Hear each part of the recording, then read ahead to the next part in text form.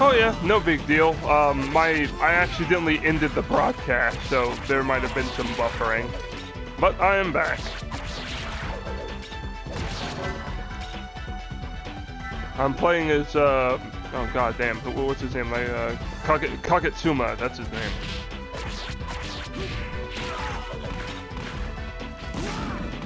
At the end of his combo, I love the fucking sword twirl.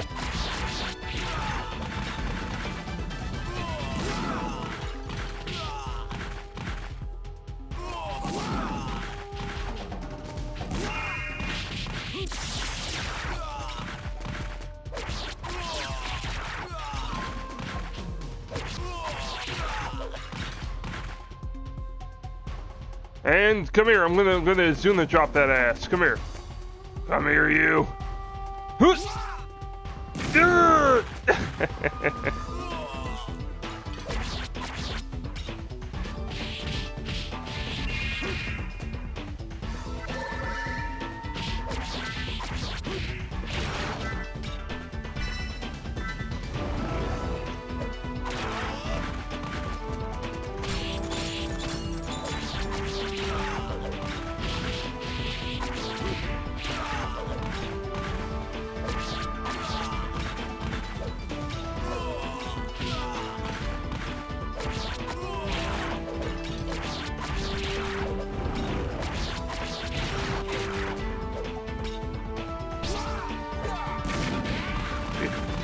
Oh, I tell you, this motherfucker's daddy is a pin-headed ice cream maker. That's what he is.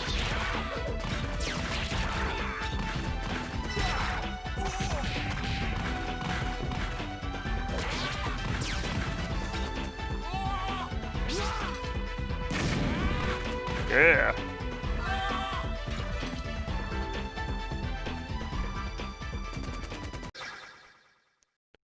I forgot. Yeah, the first boss coming up is going to be a... what do you call it, guy? Oh, it's like a weird samurai dude. There's a lot of there's actually some mixes of like Japanese and Chinese stuff in here. Actually, you know what? I'm stupid. That makes sense because I'm in China right now.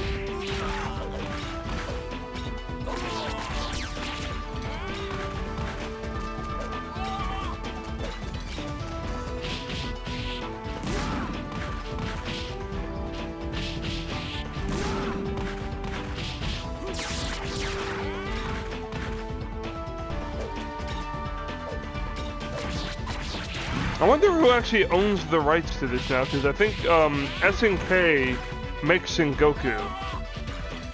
But if they wanted to re-release this, like, or if they wanted to like do something, well, actually no, they own Sengoku, so they could do whatever they wanted to it.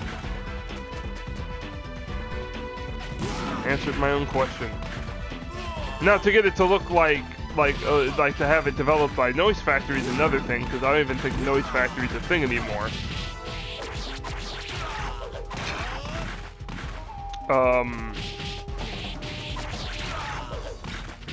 I know from Twitter that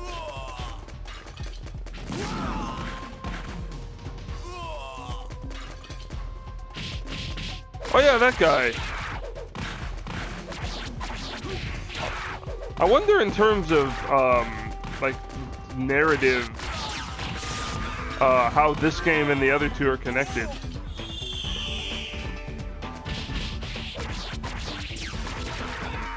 If at all. Because I know, like, what was it called? The Rage of the Dragons game that was going to be a Double Dragon sequel, was made by these guys. And I know that the people who own the rights to Rage of the Dragons now, which I'm pretty excited about, is Pico Interactive, and they're more than likely going to re-release that game in some capacity.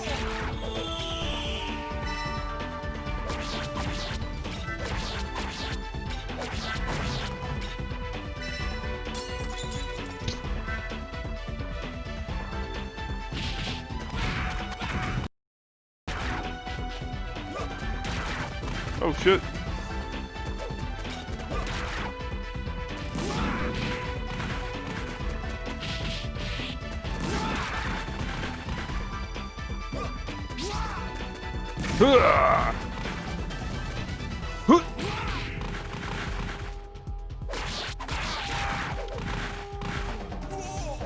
Yeah, you said the first one's futuristic. Yeah, I remember, like, it kind of had like a retro-futuristic vibe to it.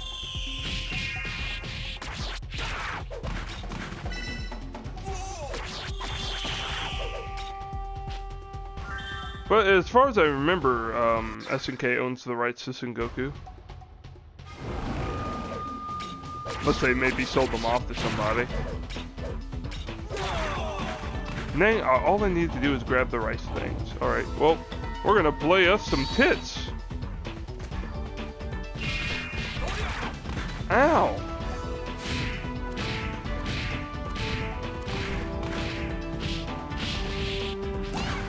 Yeah, I know how to juggle, bitch.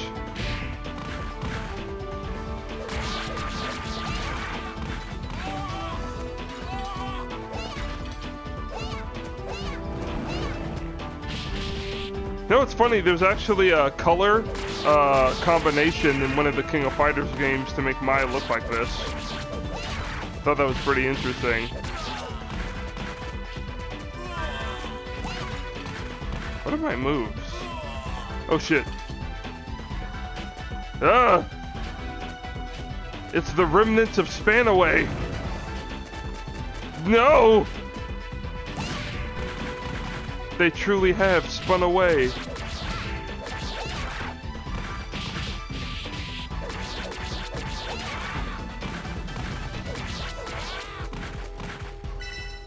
Hoi!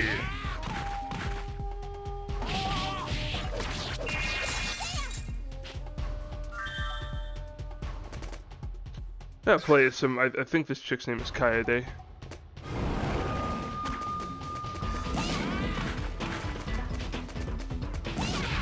No, they're the poor man zombie. They're a bunch of ghouls.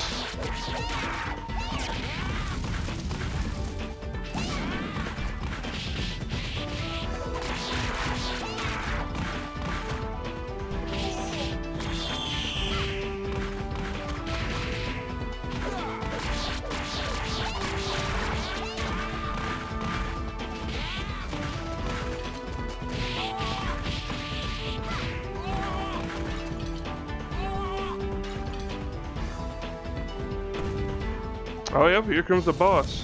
I know partway through you can unlock Kaede's sister, which is pretty cool.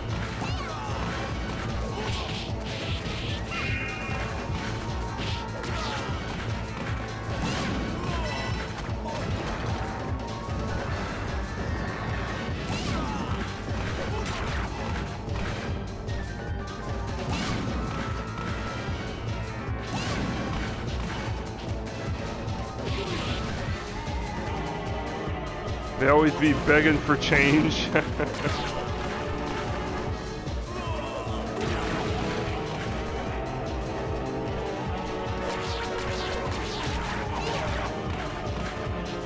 Oh yeah? I've had people, well, not a lot of people, but I remember one guy saw me go into work once and then waited for me to come back out and so he could ask me for change. I'm just like, nope. And he's just like, man, I was waiting all that time. And it's like, you did that to your fucking self, dude. Like, I don't even carry change on me anymore. I just use my card. I never have change. Yeah, he was out there for like 5 or 6 hours.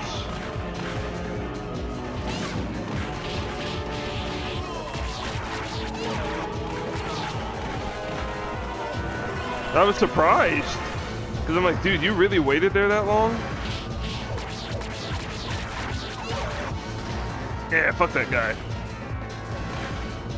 Yeah, he was just hanging out in the front, and then we were wondering, like, Will was wondering, who the hell is that guy? And I'm like, I don't know. I thought maybe he was trying to get inside the shop, but, Will checked, and he was like, no, man, I'm just hanging out. And then, I was like, whatever. And then when we got off work, he was like, yeah, man, hey, can you, like, spare any change? I'm like, why did you only wait for me? You didn't ask anyone else that was coming by you? And he, I guess, didn't, or maybe did. I wasn't paying attention to him. I was working. But, yeah, that was a... Yeah, I guess he is. I've had worse stalkers. Specifically, probably when it came to, like, the mall.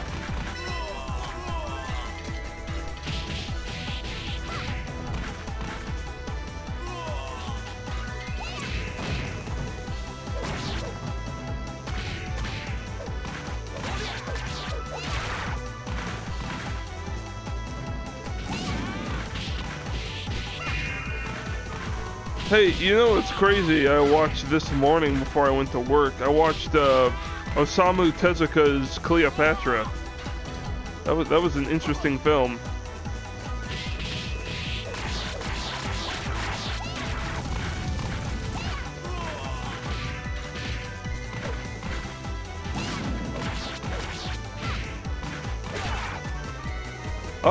Very interesting.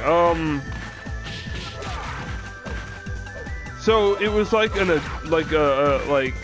because he never usually did like adult themed animation, and it's not like a porn or nothing. Adult just doesn't mean porn, but it had mature themes in it. There definitely was a pretty interesting take on Caesar in there. They definitely mixed in some definite Japanimation tropes. There's a fucking fight scene between this slave, I forgot his name, but he's like a slave that's favored by Caesar, and he's like a really badass gladiatorial fighter. And there's a handmaiden of Cleopatra that's smitten with this guy. When this guy was fighting off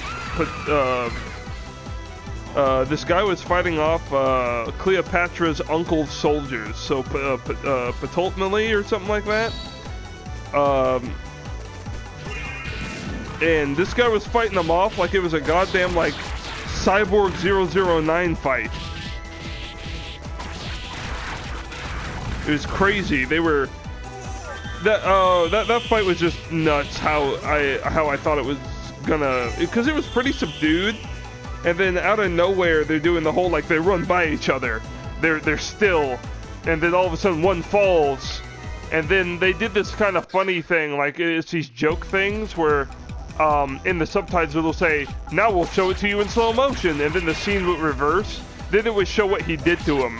And he, like, hit the guy in the nuts. It was actually kind of like a comedic, but also somewhat serious take on, like, things. Was Caesar, like, I don't know, because I don't know too much about Caesar, but was he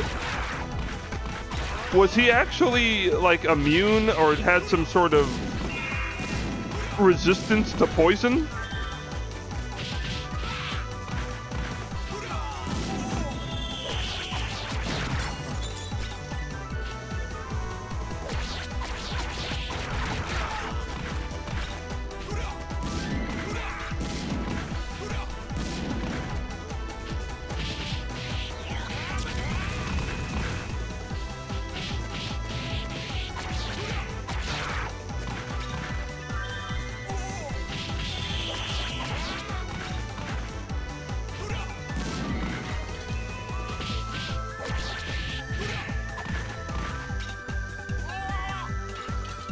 I never even looked up stuff about it, but it was an interesting take. Like, Caesar has, like, he's like a,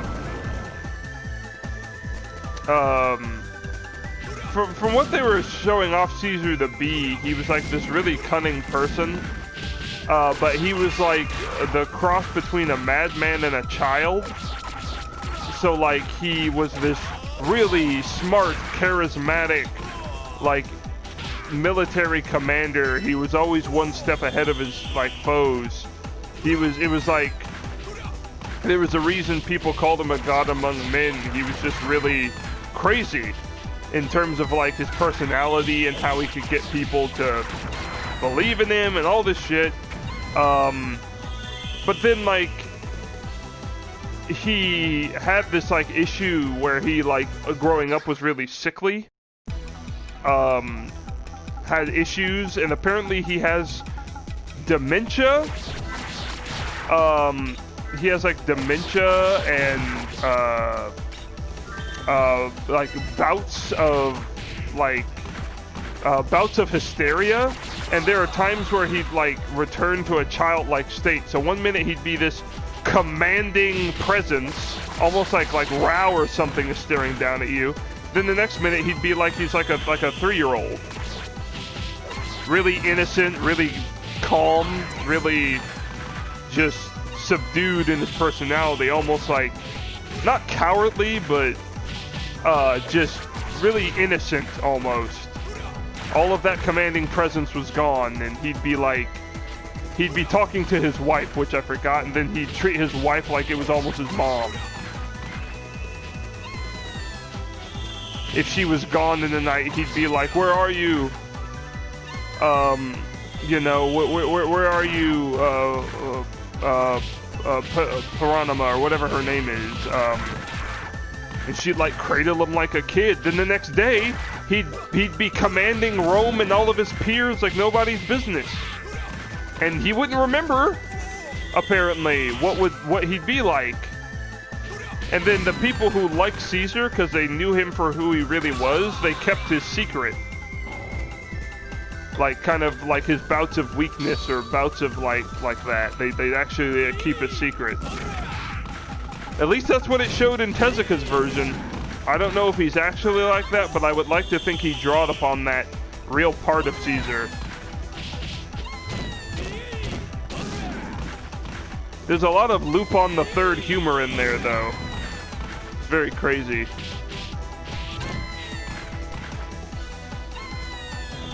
Animation's pretty sick. It came out in the 70s. I remember that. Yeah, Julius Caesar. And this whole movie was about, like, Julius Caesar and his relationship with Cleopatra.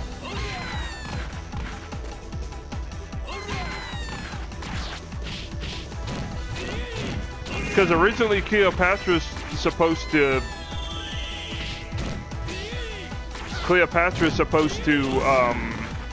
kill him. So what they do is they hatch this plan to have Cleopatra get close to Caesar, because Cleopatra is one of the most beautiful women in Egypt. And then, like, she's supposed to kill him when they're like basically in the midst of like lovemaking or something. When his gain his trust, get close to him intimately, get in his inner circle, and then like when he least expects it, stab him, poison him, something. But she can never bring herself to do it because she like actually begins to really like like fall for him. It's pretty interesting. For what it was, even the little bit I watched, or I didn't watch all of it because I had to go to work. Pretty interesting. And it's one of Osamu Tezuka's like earlier stuff, so that's a reason enough to watch it.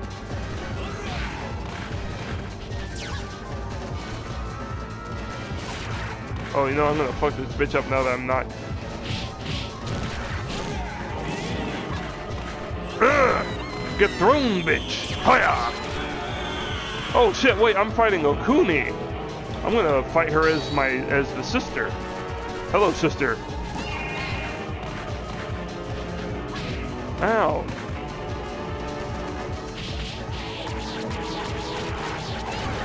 Fuck you, bitch.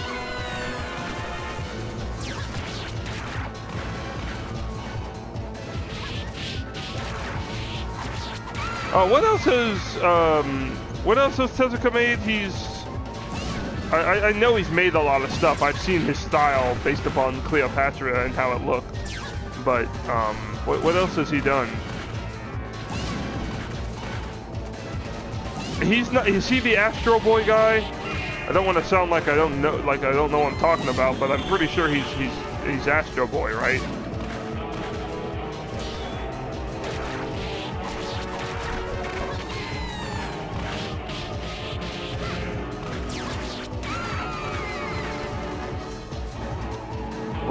One Night, Blackjack. Oh yeah, Kimba. Okay, yeah, that makes sense.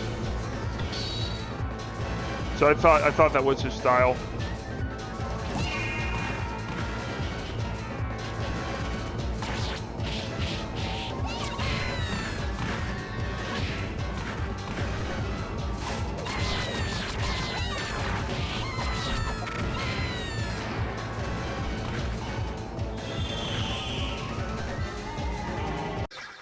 I will have to say the general fight scene between that slave guy and Pototmali's soldiers was actually pretty cool. This motherfucker went around him and they just like chop. Like, I've never seen a grown man like chop a guy in the neck. Like sideways chop this guy in the neck, like bottle breaker chop. Like Takuma Sakazaki in Art of Fighting, where he sideways chops the top of the bottle off the bottle with his hand. Like, he did that 3 times in this guy's neck, and you can see the guy getting visibly annoyed, like, motherfucker, stop chopping me in the goddamn jugular! I'm about to fucking get real pissed in a minute! And the guy's like, motherfucker, do something about it. You don't want to get chopped in the neck. You better defend yourself better.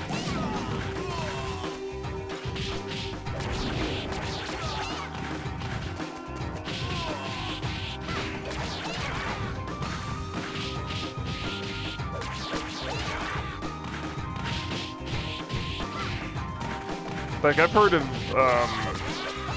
like, sweet chin music. This was sweet neck music. Giving him the jugular combination. Also, I've never seen someone stand up that much from just getting hit in the jugular that much.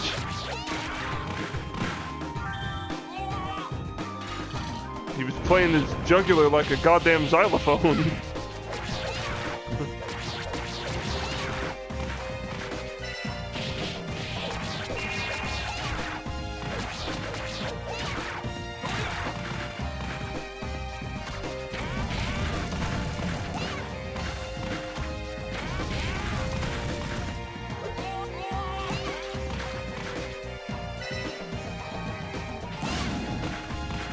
But yeah, give it a watch. It's free on YouTube. Just type in Cleopatra 1977 or whatever, Osamu Tezuka.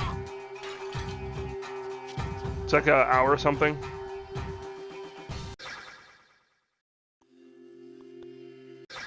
Pretty much, if it's old enough, it will pretty much just be on YouTube for free.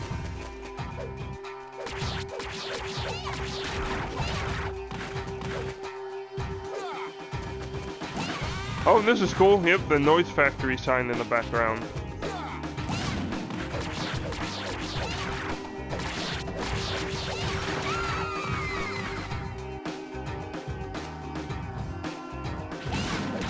Oh, I didn't realize it was on Blu-ray. That's pretty cool.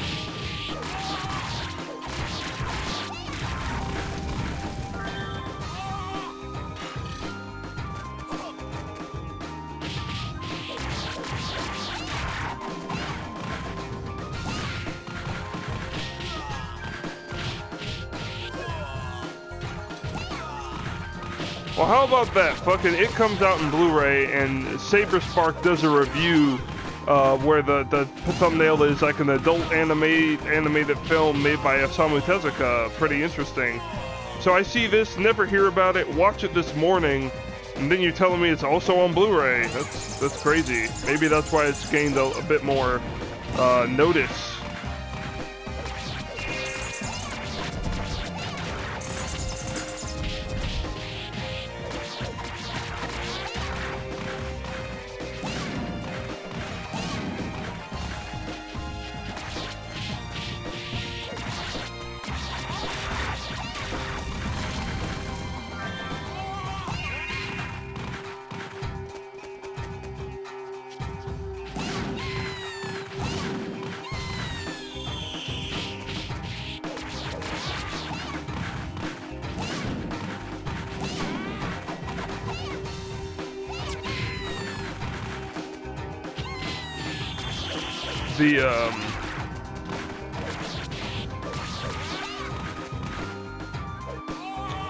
Oh, I forgot to say, because I didn't want to write like a whole paragraph, but I sent that picture, or tagged that picture on Facebook of that one chick from Dorohedoro.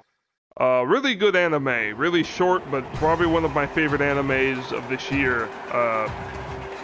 I plan to watch through it again, but basically, that chick, that I tagged the picture of on Facebook, that was that commission picture. Her whole story is pretty interesting, because that whole series has like mages and regular people in it, and mages in that world are like an actual different like race of human beings. You're born a mage or you're not, essentially, and when you are, you go to like a different world. It's like a magical, kind of dark, dystopian version of like a Miyazaki film. It's pretty cool. But some of the magic that they use in that world is linked to devils. Devils are a pretty normal occurrence in that world. They're actually like denizens, and they're barely like kind of malicious or evil. They just kind of make deals, and they see what people are willing to give up to get power, but they're not like really nefarious or anything. But they are like devils from hell. They're also enforcers for Satan, where if you do something or transgress in a certain way or don't pay your end of the bargain, they take you to hell to basically claim your soul as sort of back payment for you not coming in on your end of the bargain. And like none of the devils in that world fuck you over. They literally are like, hey, you want this? Oh yeah, I want this. Okay, what are you willing to give up for it? You agree on that thing and you give it up. They have contracts with people, they do contract work. If you have something they want, they'll work for it themselves.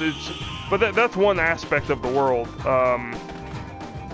But that chick in general, there's a really powerful mage called Ayn.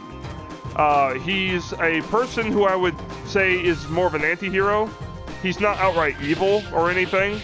Nothing he does is outrightly malicious, and he's not trying to harm any one people or any group of people other than rival mage families that transgress with his family. So he'll really only fuck with you if you fuck with his family.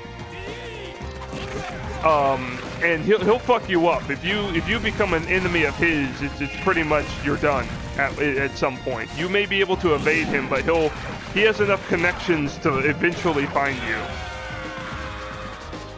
So, basically what had happened is he was born in that world.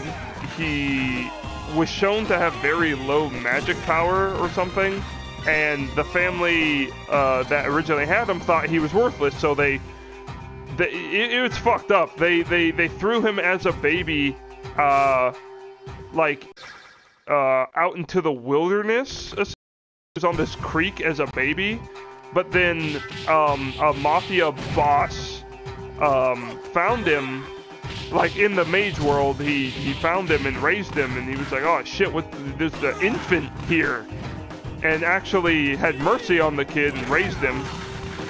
And then when he became of age, he became, like, you know, an enforcer for the mafia boss. He called him father. Ein was such a good person and so reliable and whatnot in that family that the mafia boss actually favored him to some of the people who had been with him for years, that he had gained so much trust with him. And when the mafia boss eventually died, he named Ein to be the head of the family. And a lot of people didn't like that, and they either left or tried to kill Ein, and Ein just either killed them or, you know, let them go. If they wanted to go, they'd go. If they tried to kill him, he would defend himself. But he never said, he was never a tyrant about it at all. But he united the family, new people came under him, and what he did was he had a cousin, eventually, that he sort of, that he had found later. And that cousin was that chick I had on Facebook. Noi is her name. Noi, you know, normal, average girl, mage, whatever. She was like a little girl, I think maybe about 10. She and Ein was older at this point. He was head of the family. Ein used her as an enforcer. She kind of just hung around the family. People protected her. She was basically kind of like just like a mafia princess. But she was like a tough chick. She was training to become a devil. And that's a big deal in the mage world. That's like a big inauguration-based thing. Like, oh, you have the aptitude to become a devil? Yeah, that's a big fucking deal. It's almost like a coming of age. Like, you're recognized to basically be like someone like that's like rare, and it's an honor. And the whole way through, you have a devil from hell who oversees you while you train. So she's training herself to the physical limit by wearing this like demon armor, and she wears it all day to the point where she like just has like super strength. It's like weighted training gear. She's wearing this, and she's doing this at like preteen. She's like 12. She meets this guy called Shin, who lived in the human world but was found out to be a mage. He went to the mage world because he faced some altercations. Basically, there were some witch hunts. So goes to the mage world, runs into Noi when she's doing her training, and then they kind of hit it off after a while, and she becomes like infatuated with him, and sort of a pseudo has a crush on him, but really just super respects him sort of way. Really like what he's about in terms of his personality, to the point where she calls him, oh god, what's the Japanese thing for like when you respect someone? Not like, you know what it is. What is it, Alex, when you like respect someone and you see them as like your superior? In like a social thing.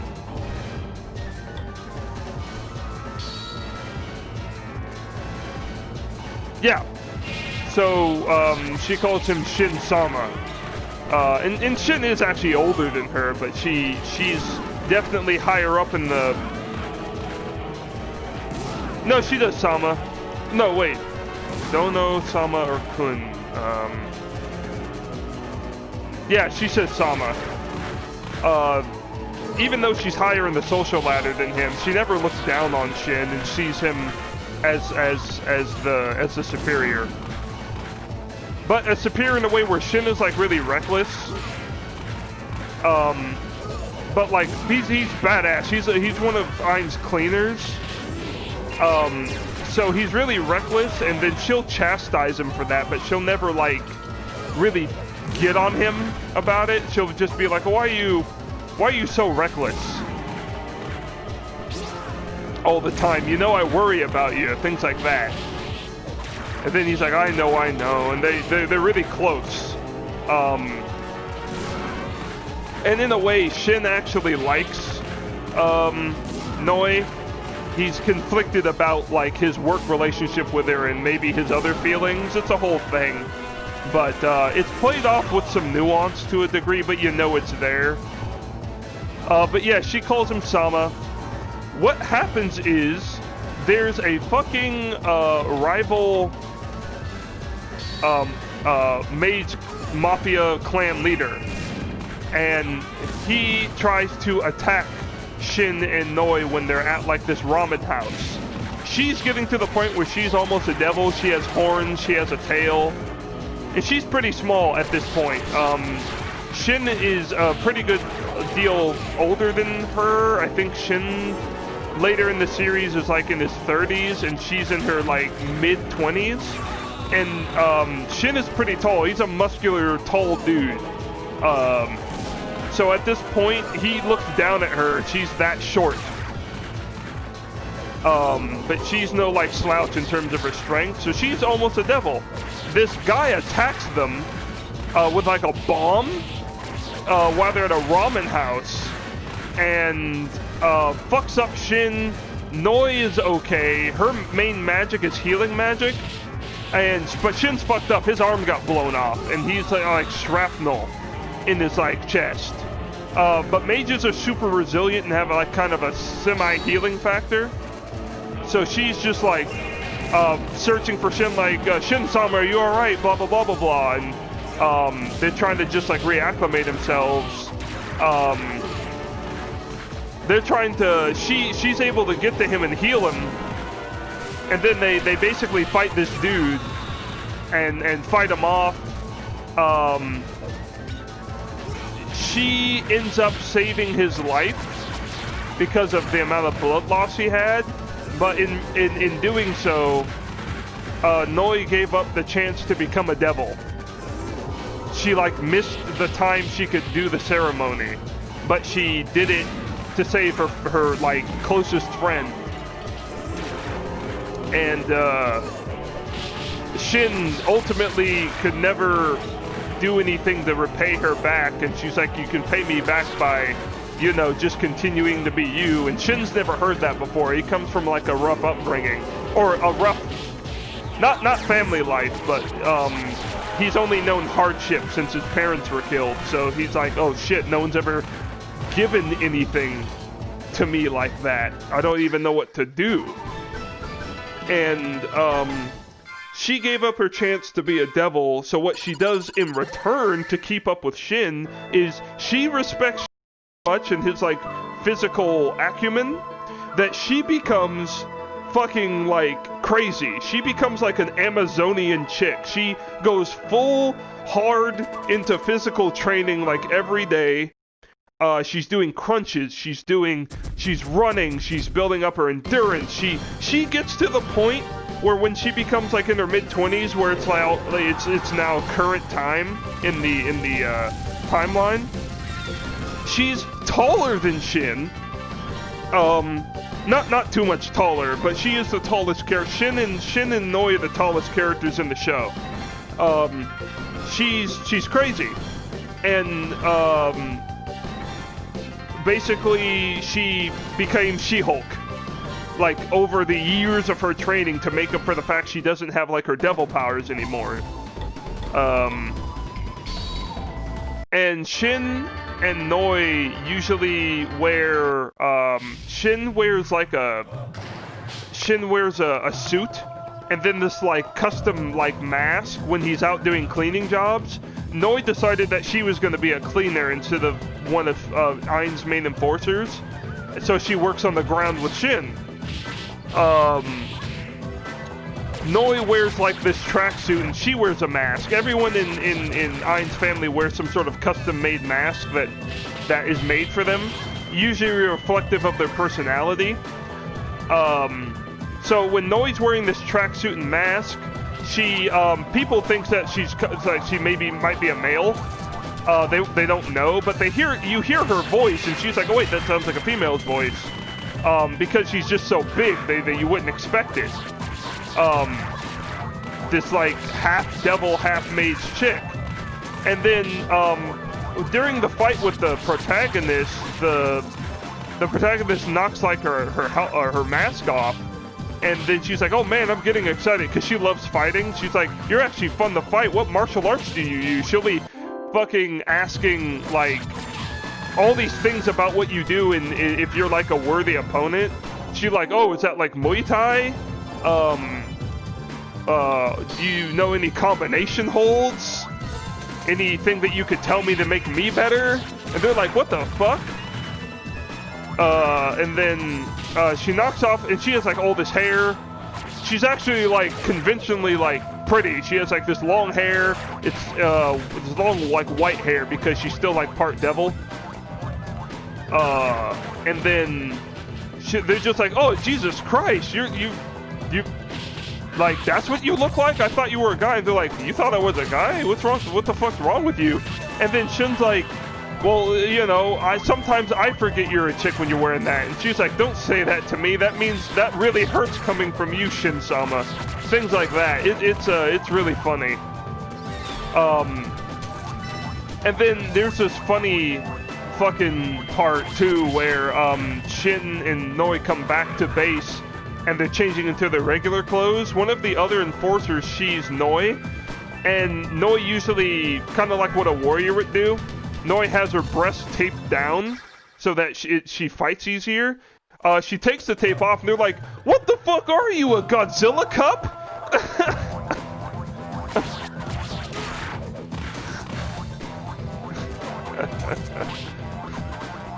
that was one of my favorite, like, comedy scenes in there.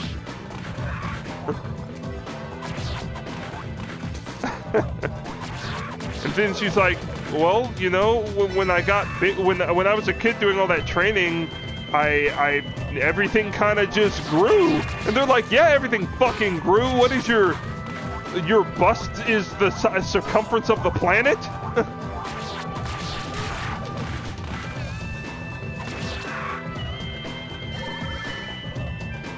It was pretty funny. But she uses like Greco-Roman wrestling, and then like kind of what's that Spetsnaz thing? Krav Maga. She uses really destructive combination holds and strikes. Some of the people you see get fucked up by Noi and Shin, they don't have their faces anymore. Their bones are broken. They are literally like, she turned one guy into a human swastika. I shit you not, she turned this guy into a human swastika, and you saw his, like, exposed femur.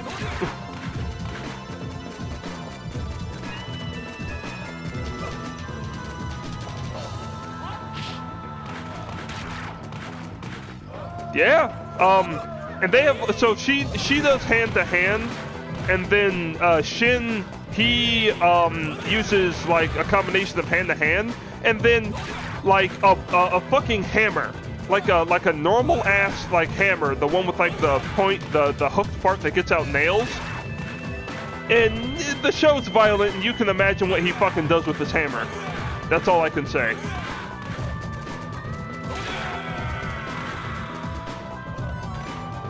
So she's busting heads, putting people through walls, turning people into human paste, and he's over here carving up people with a hammer, ripping out their jugular. He pinched a guy's tongue in between the hammer part that takes out nails and ripped his tongue out.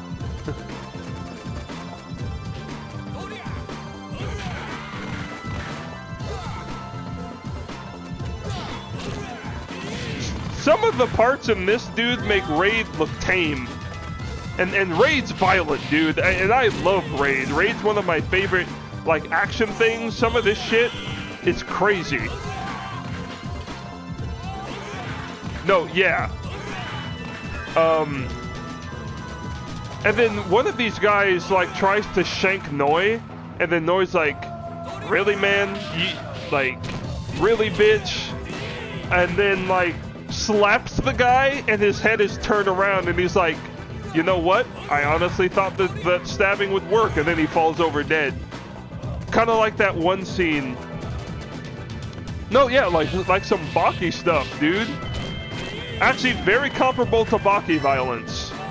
It's not really crazy, super out there gory, but the gore they do show is detailed, and it's a combination of extreme and subdued. Really neat show, though. I am definitely one of my favorite newer animes of this year. Probably would actually have to say that it's in my top 10. Probably in my lower, I'd probably say it's my 8, probably like a 9 or 8 favorite anime. But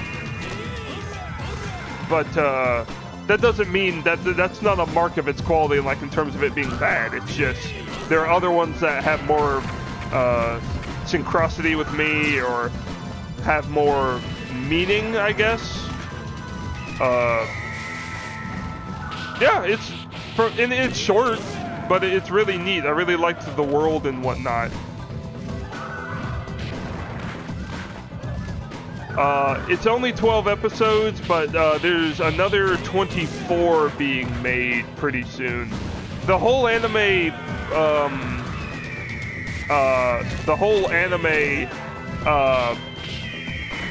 is about this guy who lives in the human world, and he's been given a caiman, like a caiman lizard.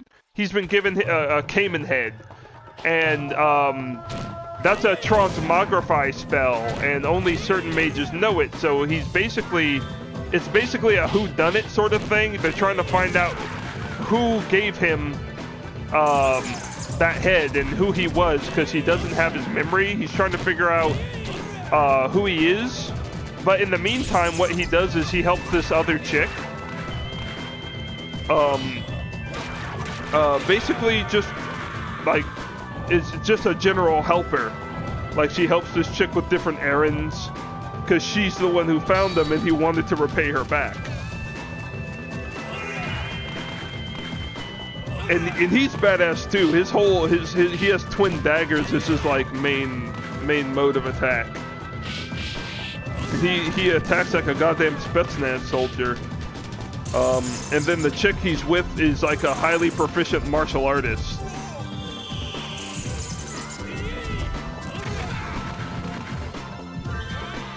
And then it proves to me too, like, I never thought that CG animes were bad.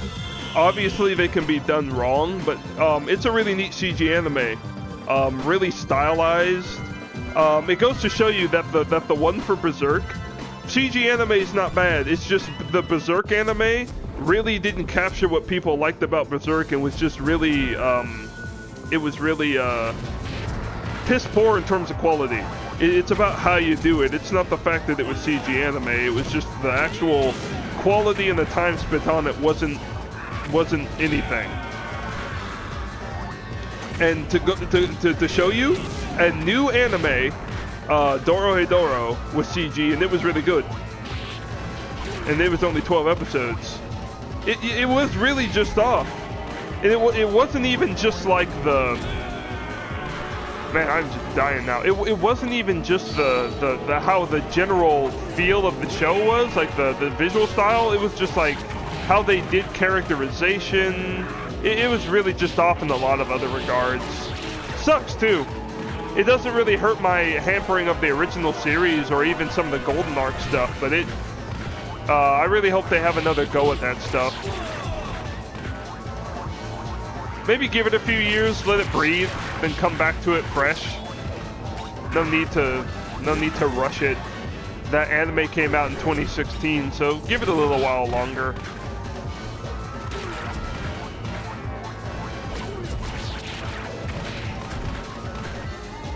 Alright, goddamn, What's that guy? What's that guy from Samurai Showdown? Yeah, look at fucking Kiyoshiro's crackhead fucking cousin over here. Like Krakashiro or something. I don't know. I can't think of any names. I'm like tired now. Oh, this is the quarter muncher. Jesus Christ. There.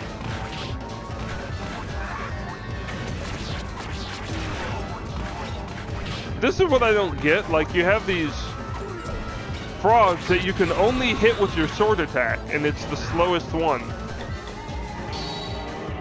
I'm getting past this dude, though.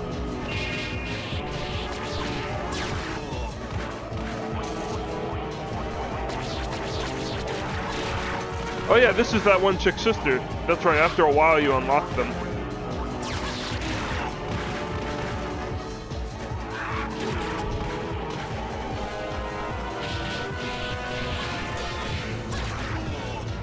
Fuck you! No more of your quarter stealing. Oh, okay, turned into a toad. Alrighty.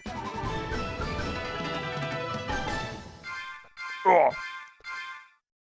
Hey, do you know where the whole, like, thing with ninjas and frogs came about? Is that just, like, that just became a thing over time? Like, that like, kind of romanticized, fantasticized mysticism of ninjas?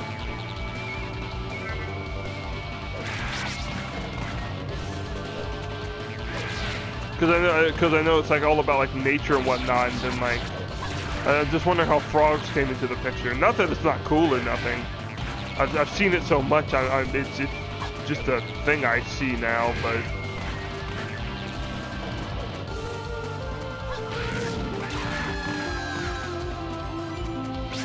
it's so common. I can't see one without the other at certain times.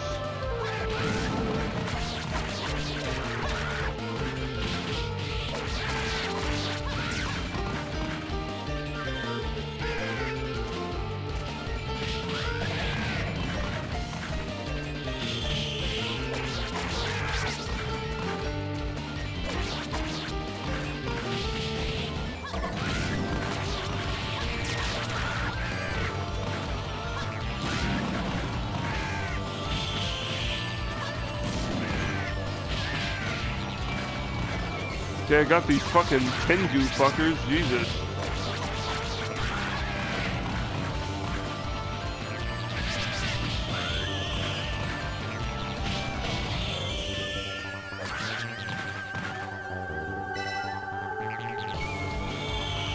Whew.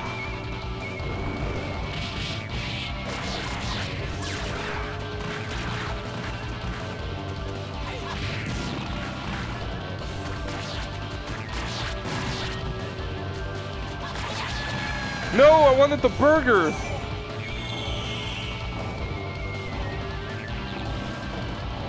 Oh yeah. I will definitely let you know when I'm streaming again. I'll probably be doing a little bit tomorrow after work potentially.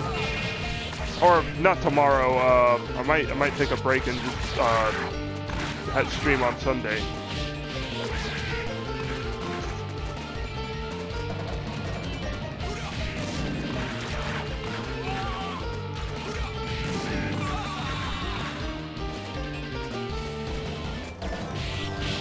But yeah, good to hear from you, Alex. Have a good one. Tell Andy what's up.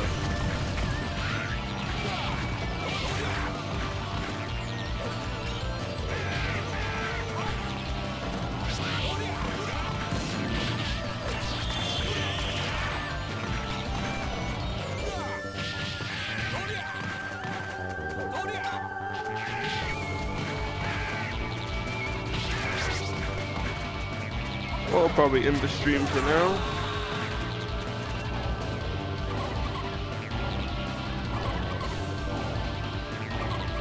Yeah, I'll let you know. We'll give you a text to see if I'm good to go. See ya!